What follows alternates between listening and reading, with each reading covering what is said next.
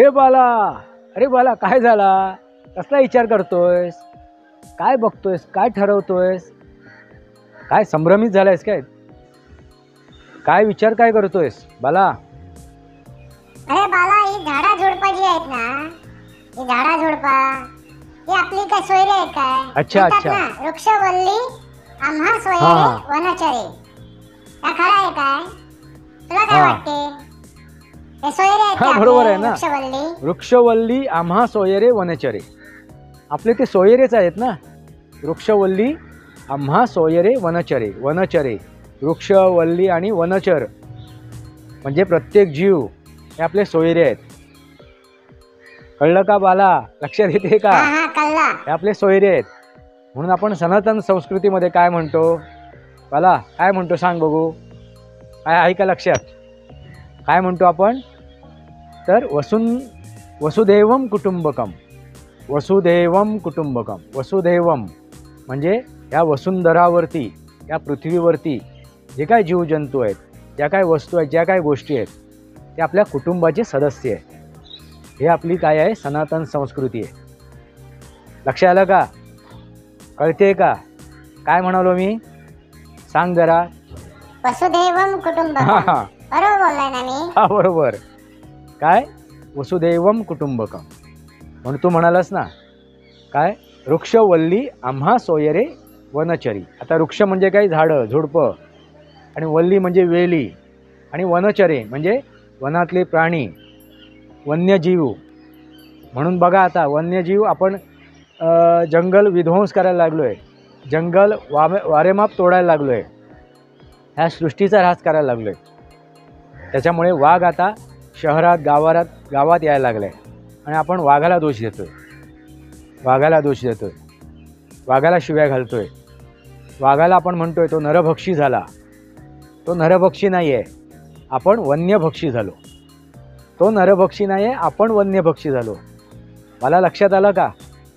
होय होय, आलं आपण लक्षात. या सृष्टीचा भक्षण करायला लागलो आहे. जागा हो. मग आतापासून तू काय करणार? काय निर्णय घेणार? कसा वागणार? काय बाला? झाडा झुडपा लावणार, हा. झाडं तोडणार नाही, आणि वन्यजीवाचं हा, संरक्षण बरोबर. करणार. बरोबर. मग आता आपल्याला यात काय ना, करायला तुझं काय पाहिजे? म्हणणं आता? यात हा, ना, हे अगदी गाठीला बांध. आपल्याला या सृष्टीचं संवर्धन करायला पाहिजे. वृक्षवल्ली आम्हा सोयरे वनचरे. मग झाडं लावा, झाडं जगवा, त्या वन्य प्राण्याचा संरक्षण करा, रक्षण करा. तो बॅक्टेरिया म्हणजे विषाणू, जीवाणू, त्याच्यापासून मनुष्य प्राणी याच्यापर्यंत जे कोण आहेत त्या सृष्टीमध्ये, त्या प्रत्येक जीवाला तेवढाच अधिकार आहे जेवढा मनुष्य प्राण्याला अधिकार आहे जगण्याचा, राहण्याचा, आपलं जीवन व्यापन करण्याचा. मला लक्षात आलं का? होय होय, त्याचा कळला कळला. आपण हक्क नाही मारायचे. म्हणून बघ, कोरोना आपल्या वाटेत नाही आला होता, आपण कोरोनाच्या वाटेत गेलो होतो. कोरोना कुठेही गेलेला नाही आहे, तो इथेच आहे, ह्या भूमंडलातच आहे, ह्या पृथ्वी तलावरच आहे.